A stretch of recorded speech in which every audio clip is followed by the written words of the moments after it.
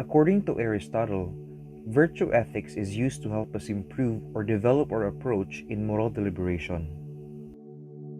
Virtue ethics is our means to achieve eudaimonia, which is a concept of happiness that is true and worth seeking or having. Virtue ethics focuses on the character of a person rather than the action. A person can develop his character through virtues by practicing them. A virtue is a character trait that is a disposition well entrenched to a person. Lastly, we can apply virtue through habituation and means.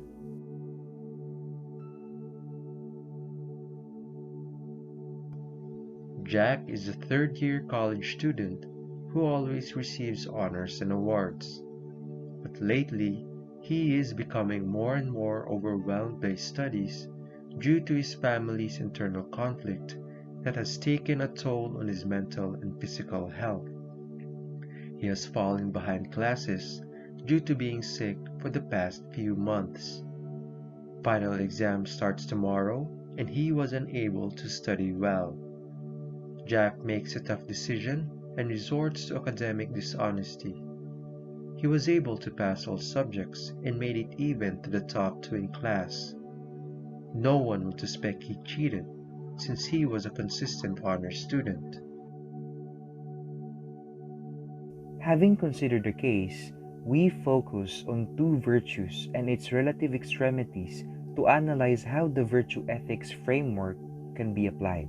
In this case, it is evident that Jack was being dishonest because in order for him to pass, he resorted to cheating and plagiarism. Given that he has a good reputation and an honor student, there is a small possibility of him being suspected by the teachers, making this as his advantage. But by doing this, he sabotages the trust that his teachers have given him, making him an untrustworthy individual. Courage is a virtue when you choose to do good, especially when that is most difficult. In the case of Jack, he was a coward. This situation should have been a good test for the growth of his character, but instead, he took the easy way out. He only cheated himself, for he did not learn honestly in his subjects. In the long run, his incapability will start to show in subjects he cheated when he starts to apply it in real-life situations. By cheating, he was not being fair to others and did not respect the effort poured into studying by other students for the exam.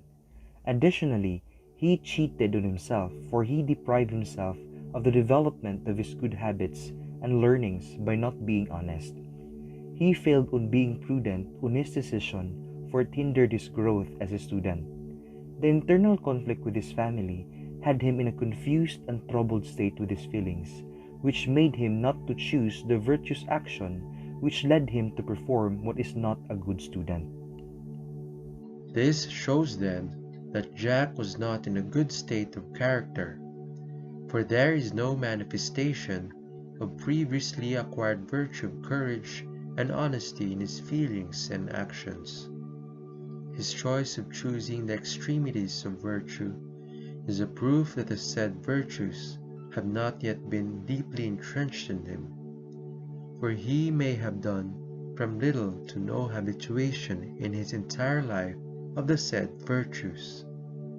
Still, we have no clear idea who Jack really is just because of one circumstance. That is why only a virtuous person who knows Jack can fully give prudential advice to him. In virtue ethics, we need to exercise the virtues through habituation and means because they are our way of achieving true happiness or moral flourishing. Because of what Jack did, he was not able to practice being virtuous, and all the things he did were undeniably against the perspective of virtue ethics.